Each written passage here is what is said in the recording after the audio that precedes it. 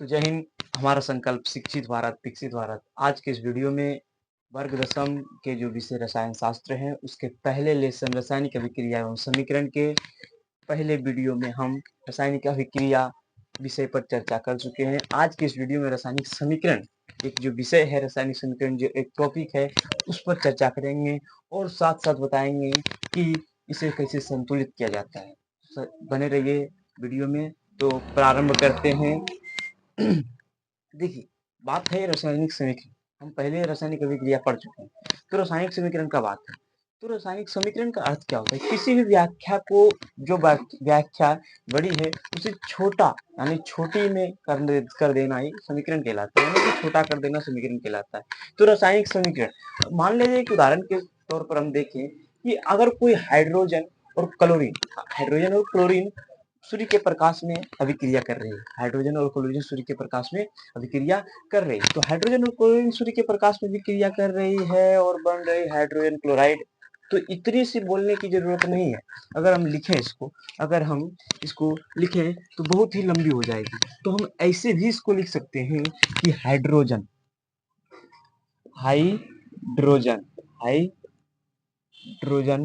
Plus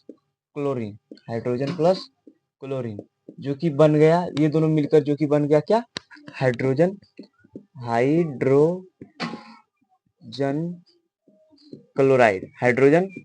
chloride. ये दोनों मिलकर क्या बन गए?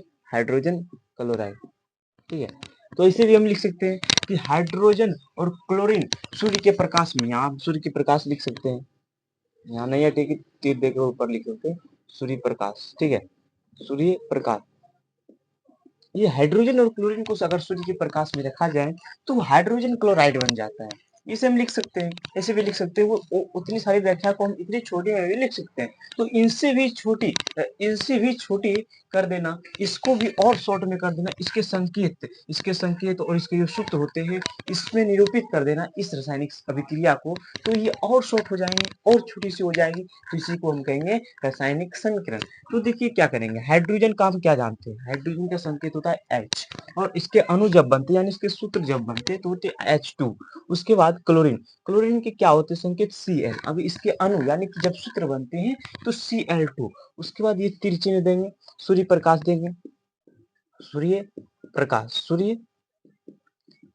उसके बाद हाइड्रोजन क्लोराइड, हाइड्रोजन H और Cl यानी हाइड्रोजन क्लोराइड के सूत्र बन गए। तो इतने शॉर्ट में भी हम इसको लिख सकते हैं, ठीक है, कि कितनी बड़ी बातें थी। अगर हम इसको विस्तार में लिखें तो हम इसको विस्तार में ऐसे लिख सकते थे कि जब हाइड्रोजन और क्लोरीन को जब हाइड्रोजन और क्लोरीन के मिश्रण को सूर्य के प्रकाश में रखा जाए तो वह हाइड्रोजन क्लोराइड बन जाता है। तो ये बहुत सारी चीजें हो गई।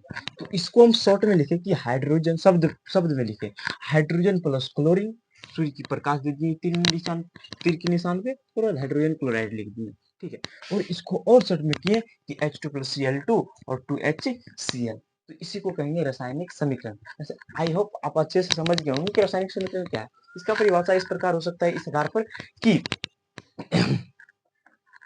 रासायनिक अभिक्रिया के अभिकारक और प्रतिफल तो आप जान लें। ये अभिकारक हो गया इधर का, ये तीर निशान के इधर बाएं वाली अभिकारक होते हैं और दाएं वाले प्रतिफल होते हैं। तो रासायनिक अभिक्रिया के अभिकारक और प्रतिफल को संकेत यानी संकेत में दिए, हाइड्रोजन का H, क्लोरीन का Cl और हाइड्रोजन क्लोराइड का HCl। संकेत एवं सूत्र इसको बनाए। H तो एक संकेत है, पर इसको सूत्र बनाने के लिए H2 होना पड़ता है, यानी इसको अणु बनाएंगे। तो जब रासायनिक अभिक्रिया के प्रतिफल और रासायनिक अभिक्रिया के अभिकारक और प्रतिफल को उनके संकेतों एवं सूत्रों के पदों में निरूपित कर देना ही रासायनिक समीकरण कहलाता है। ठीक है, इसको अगर हम परिभाषित करें, परिभाषा अगर लिख दें तो इस प्रकार होगी परिभाषा आप सुने अभी। रासायनिक समीकरण,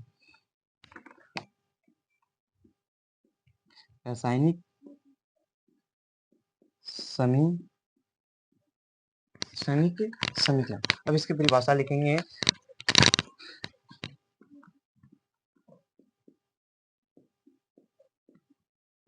रासायनिक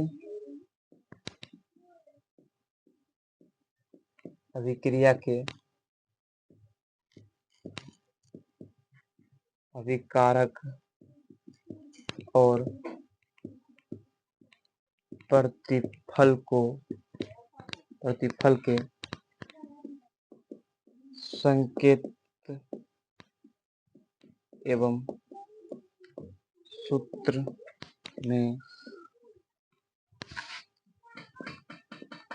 निरूपण करना रासायनिक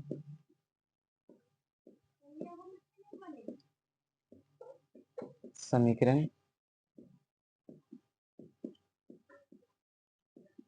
कहलाता है। क्या परिभाषा? रासायनिक अभिक्रिया के अभिकारक और प्रतिफल को संकेत एवं सूत्र में निरूपण करना है रासायनिक समीकरण कहलाता है। सिंपल सी बात है, साधारण सी बात है। साधारण सी है कि विषय है रासायनिक समीकरण। रासायनिक समीकरण बस इसमें कन्वर्ट कर देना है, रासायनिक समीकरण कहलाता है। बस छोटी सी बात है, इस पर ज्यादा चर्चा करने की कोई जरूरत नहीं है। तो हम जानेंगे कि इसको रासायनिक समीकरण जब लिखेंगे, रासायनिक समीकरण समझ के क्या है, उसके बाद हम जानेंगे कि रासायनिक समीकरण जब लिखेंगे तो उसके कुछ नियम कानून होंगे। तो कैसे लिखेंगे रासायनिक समीकरण? तो देखिए, रासायनिक समीकरण के उदाहरण हम जब इधर ऊपर दिए तो क्या देखें आप कि ये अभिकारक है और ये प्रतिफल है। तो अभिकारक अगर दो अभिकारक हैं तो उनके बीच प्लस चिन्ह देते हैं और अभिकारक को बाईं तरफ लिखते हैं।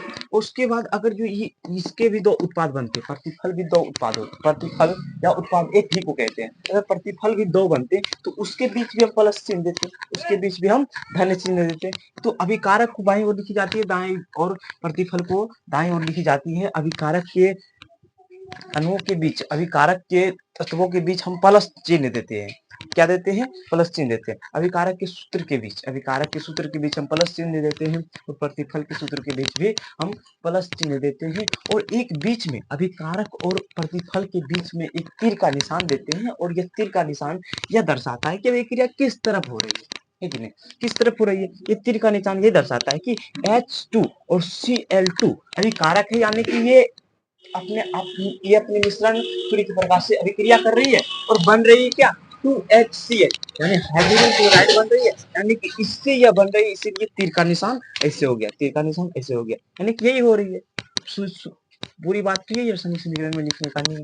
तो इसके लिखने का नियम को अगर हम परिभाषित करें तो हम कुछ नहीं, इसका शॉर्ट नाम आदि रख सकते हैं। क्या? अभिकारक बाईं तरफ लिखी जा सकती है, अभिकारक को बाईं तरफ, प्रतिफल को दाईं तरफ, अभिकारक के सूत्रों के बीच प्लस चिन्ह और प्रतिफल के सूत्रों के बीच भी प्लस चिन्ह। उसके बाद एक बीच में अभिकारक और प्रतिफल के बीच एक तीर का निशान दिया जाता है और जो कि तीर का निशान ये दर्शाता है कि अभिक्रिया किस तरफ हो रही है, अभिक्रिया के दौरान जो प्रतिफल बन रहे हैं वो किस तरफ हो रही है, यानी अभिक्रिया किस तरफ हो रही है।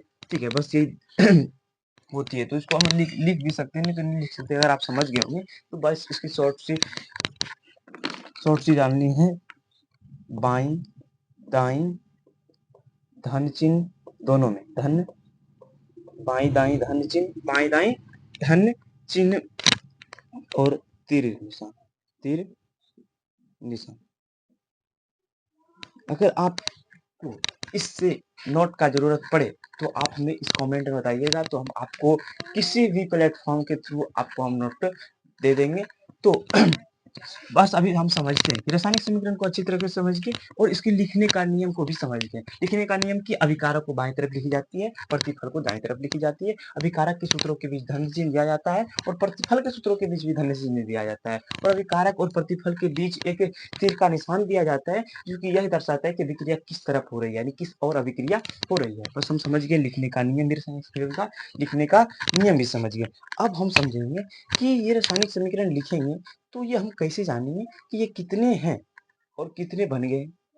देखिए, अगर कोई रासायनिक समीकरण हो रही है तो वो बर्बाद नहीं हो रही। रासायनिक समीकरण, रासायनिक विज्ञान के वैज्ञानिक ये कहते हैं कि रासायनिक अभिक्रिया के दौरान ना तो परमाणु निर्माण हो सकती है, ना तो परमाणुओं का निर्माण हो सकता है और ना ही नाश हो सकता है, ना तो परमाणु का निर्माण हो सकता है, नहीं नाश हो सकता है। तो एक बात हम बताएं, अगर यहाँ दो मिटा दें, अगर यहाँ हम दो मिटा दें तो दो मिटाने के बाद क्या होगा कि H2 है और ये Cl2 है, ठीक है। इसके हाइड्रोजन के दो परमाणु हैं। अभी कारक और प्रतिफल में कंपैरिजन करेंगे, यानी तुलना करेंगे, देखिए बैलेंस करेंगे सही है या नहीं है।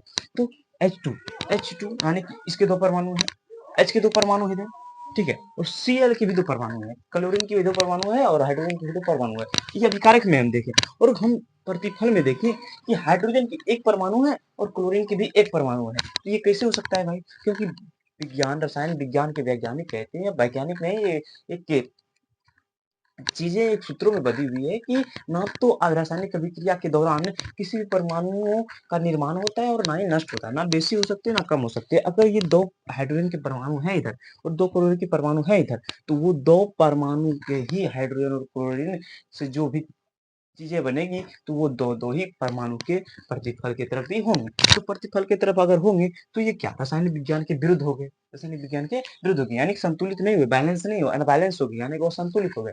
तो असंतुलित हो गए तो संतुलित भी करना बहुत जरूरी है। तो हम समझेंगे कि इसे संतुलित और असंतुलित क्या है, संतुलित संतुलित और असंतुलित क्या है। देखिए आप एक चीज नोट कर लीजिए, अगर इसको याद करने की बहुत जरूरत पड़ेगी। उम्मीद है कि आप ये सब समझ गए होंगे। मिटा देते हैं। देखिए ये बाएं दाएं धन चिन्ह और तीर निशान, ये लिख लीजिए, यही लिखने का नियम है, ये लिखने का नियम है। ये 5 नियम है लिखने का कि बाएं दाएं और धन चिन्ह, दो धन चिन्ह देनी है, प्लस के अभिकारक के बीच भी धन चिन्ह होता है, प्रतिफल के बीच भी धन चिन्ह होता है, एक और अभिकारक और प्रतिफल के बीच एक तीर का निशान होता है जो अभिक्रिया की दिशा दर्शाती है, यानी किस और अभिक्रिया हो रही है, क्या क्या भाग ले रही है और क्या बन रही है, ठीक है। तो हम क्या भी समझ रहे थे, रासायनिक समीकरण, रासायनिक समीकरण, हाँ, संतुलित और असंतुलित। देखिए ये बातों को आप नोट कर लीजिए।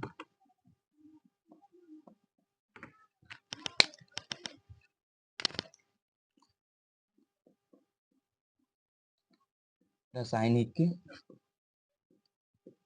अभिक्रिया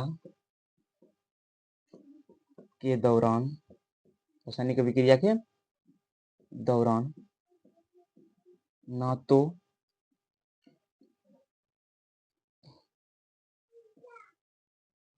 तो परमाणु का निर्माण होता है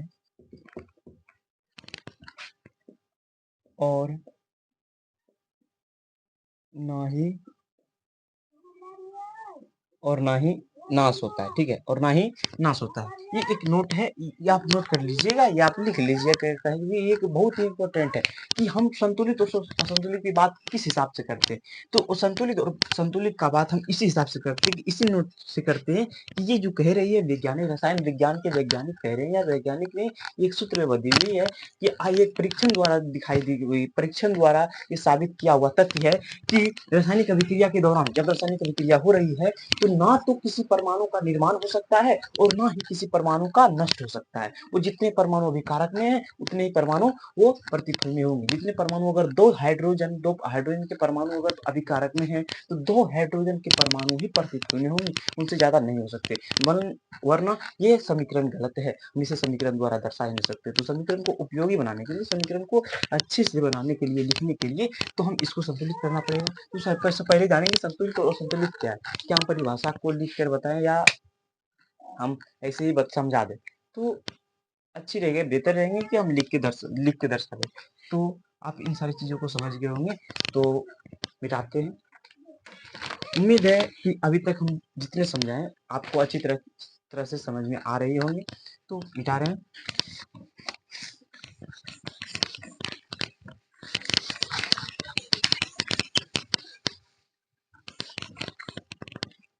देखिए अगर अभिकारक और प्रतिफल के बीच, अगर अभिकारक और प्रतिफल के परमाणु, किसी भी तत्व के परमाणु समान नहीं है तो संतुलित हो गए, ठीक है।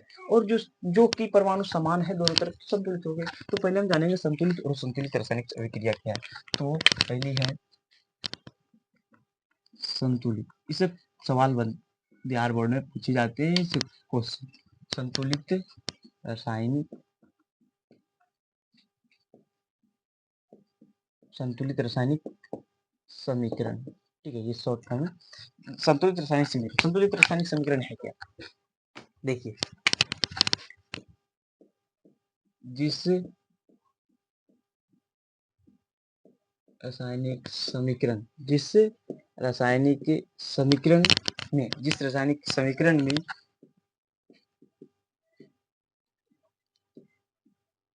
अभिकारक और बाईं और दाईं ओर अभिकारक और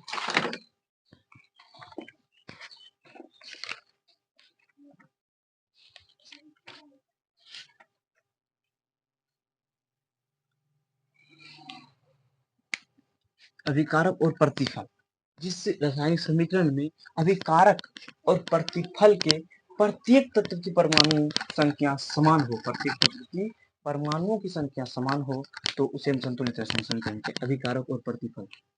देखिए ये किताबों में जो परिभाषाएं दी हुई है वो बहुत ही शॉर्ट फॉर्म में दी हुई है, तो थोड़ा लॉन्ग यानी कि लॉन्ग हो या शॉर्ट हो बस समझने लायक, जो आप अगर कॉपी पे ये प्रश्न का उत्तर लिखें तो जो सह रहे हैं काफी उसे अच्छी तरह से समझ में आए कि हाँ यही प्रश्न का ये उत्तर दे रहे हैं, पूरा क्लियरेंस यानी पूरा क्लियर हो, साफ साफ दिखाई दे, साफ साफ ये साबित हो कि इसी प्रश्न का ये उत्तर है।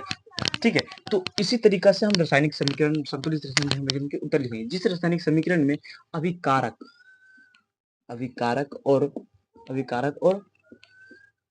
प्रतिफल के प्रत्येक अभिकारक और प्रतिफल के प्रत्येक तत्व के परमाणुओं की संख्या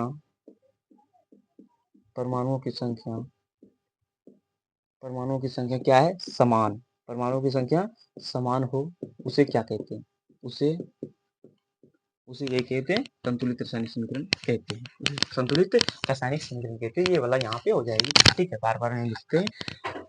तो संतुलित रासायनिक समीकरण देखिए एक बार और परिभाषा से समझिए, जिस रासायनिक समीकरण में अभिकारक और प्रतिफल के प्रत्येक तत्व के परमाणुओं की संख्या समान हो, उसे संतुलित रासायनिक समीकरण कहते हैं। उदाहरण द्वारा समझें, उदाहरण लेकर समझें तो उदाहरण इस प्रकार होगा इसके कि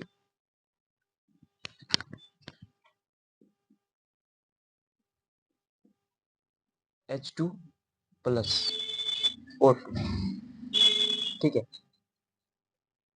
तो 2H2O, 2H2O या एक सिंपल से उदाहरण लेते हैं, ये वाले उदाहरण लेते हैं कि जो कि बार बार लेते आ रहे हैं, हाइड्रोजन और क्लोरीन H2 और Cl2 और 2HCl हाइड्रोजन क्लोराइड। देखिए संतुलित किस प्रकार होगा, देखिए इधर हाइड्रोजन कितने, इधर हाइड्रोजन को अगर देखने के हाइड्रोजन के कितने परमाणु है तो उसको हम बता रहे हैं अभी। देखिए हाइड्रोजन ये इसके आगे देखनी है और इसके नीचे देखनी है, ऊपर नीचे दोनों देखनी है, तो ऊपर नीचे जो है तो गुना होती है, क्या होती है, गुना होती है।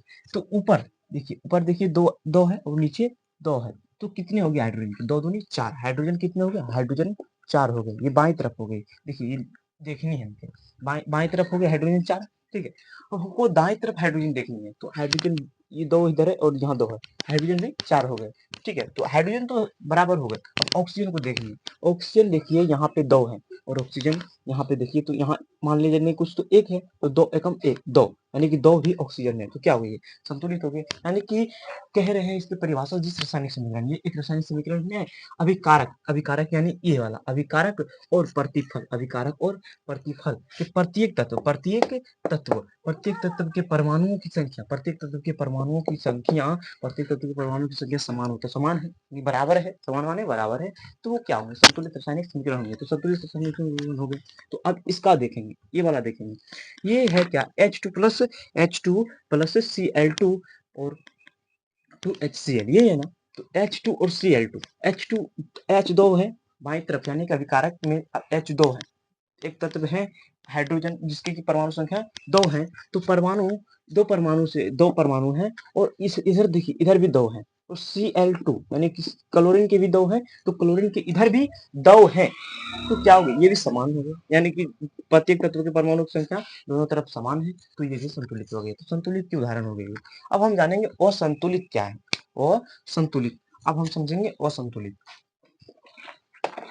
बस ठीक उस इसी में यहाँ असंतुलित लिख लीजिए, आप लिख दीजिएगा काय के लिए, और नीचे लिखेंगे टाइम का बेकार नहीं करेंगे, तो हम यहाँ असंतुलित लिख सकते हैं।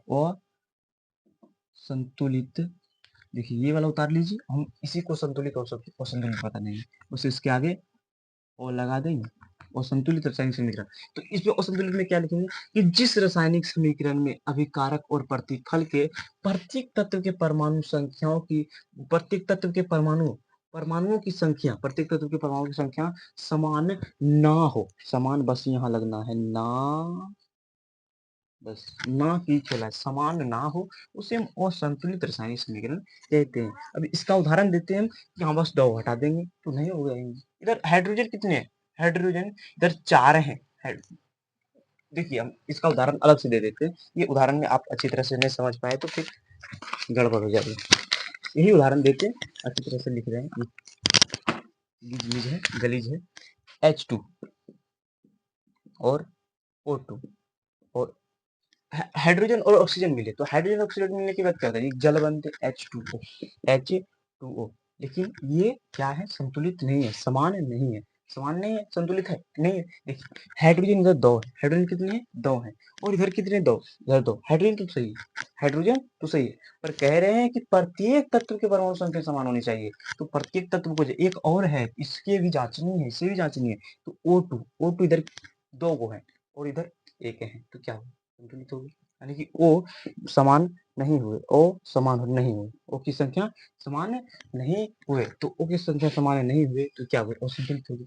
अब एक ओ वाली उदाहरण भी देते हैं, H2 वाली, H2 और Cl2, तो क्या हो जाते हैं, हाइड्रोजन और क्लोराइड। देखिए इधर हाइड्रोजन भी 2 है, इधर 1 है, इधर क्लोरीन 2 है, इधर 1 है, तो ये असंतुलित रासायनिक समीकरण। बस छोटी सी अंतर थी संतुलित और असंतुलित, संतुलित और असंतुलित समझ लिए। अब हम समझेंगे कि ये देखिए असंतुलित रासायनिक समीकरण रसायन विज्ञान के विरुद्ध है, ये नहीं हो सकते हैं। जिसे कि हम आगे नोट्स में पढ़े हैं कि रासायनिक अभिक्रिया के दौरान ना तो परमाणु का निर्माण होता है और ना ही नष्ट होता है, यानी कि इधर भी बेस ज्यादा नहीं हो सकते, इधर भी प्रतिफल की तरफ भी ज्यादा नहीं हो सकते। जैसे कि हम यहाँ 4 लिख देना, तो ये भी नहीं हो सकती, ये गलत है, बात गलत है, ये हो ही नहीं सकते। यानी कि रासायनिक अभिक्रिया कहेंगे तो ये नहीं हो सकती, तो इसको समीकरण में बदलने के लिए अगर हम इसको समीकरण में बदलें तो सही तरीके से बदलेंगे, वरना गलत हो जाएगी।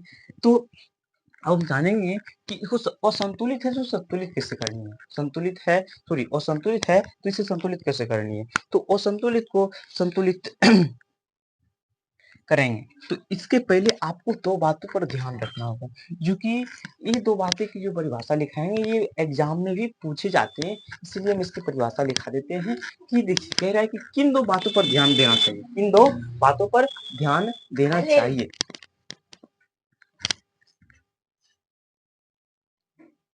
हाँ, तो रासायनिक समीकरण को संतुलित यानी असंतुलित से संतुलित करते समय किन 2 बातों पर ध्यान रखना चाहिए। पहले इन 2 बातों पर चर्चा कर लेंगे, उसके बाद संतुलित और असंतुलित रासायनिक समीकरण को संतुलित करने का प्रयास करेंगे और करेंगे अच्छी तरीके से उसको समझेंगे। तो पहले जानेंगे रासायनिक समीकरण जो है उसको असंतुलित यानी कि जिसके तत्व के परमाणु, अभी आप पहले समझे, अभी थोड़ी देर पहले समझे आप कि असंतुलित क्या होता है, रासायनिक समीकरण कैसे होता है और संतुलित रासायनिक समीकरण कैसा होता है। तो वो संतुलित कोई रासायनिक समीकरण है उसे संतुलित करते समय किन 2 बातों पर ध्यान में रखना चाहिए। तो देखिए पहली बात कह रही है कि रासायनिक समीकरण के अभिकारक और प्रतिफल में समान तत्व होनी चाहिए। समान तत्व के माने कि जो अभिकारक में तत्व हैं वही तत्व पर प्रतिफल में भी यानी उत्पाद में भी होनी चाहिए, वरना ये समीकरण ही गलत है, यानी कि रासायनिक अभिक्रिया हो ही नहीं सकती है। मान लिया जाए कि कभी दूध से घी बन सकते हैं, दूध से खीर बन सकते हैं, दूध से और दही बन सकती है, मगर कभी आप सोच सकते हैं कि दूध से और कोई चीज बन सकती है, दूध से आम की रस बन सकती है, तो नहीं। दूध से और कोई चीज बन सकती है, तो नहीं। दूध से रसगुल्ले बन सकते हैं, अब दूध से पेड़ा बन सकते हैं, और कोई कहे कि दूध से समोसा बन सकता है, ये हो सकता है, तो नहीं। दूध से दूध से लौंगिया बन सकता है, तो नहीं। तो अगर यहाँ Mg और HCl का बात हो रहा है तो O2 क्यों आया यहाँ, नहीं, ये बात गलत है, ये कभी नहीं हो सकता, तो ये नहीं हो सकता, यही बात कह रहा है, ये पहली बात को ध्यान में रखना चाहिए कि जो अभिकारक में तत्व है वही तत्व इसमें होनी चाहिए, वरना ये रासायनिक अभिक्रिया हो ही नहीं सकती, रासायनिक समीकरण ये गलत है। तो दूसरी बात क्या है? दूसरी बात है अभिकारक के सूत्र के अधोलिखित के अंक परिवर्तित हो सकते हैं कि जैसे देखिए अभिकारक है, अभिकारक के नीचे तत्व जो अथी हो नीचे जो होते हैं, नीचे जो अंक लिखे होते हैं कि अगर इसमें ये असंतुलित है तो अगर हम इधर बदलेंगे तो इसका परिवर्तित हो सकता है, यानी कि यहाँ 5 हो सकता है तो ये 5 में 10 हो सकता है, तो ये परिवर्तित हो सकता है, तो ये परिवर्तित होने से ही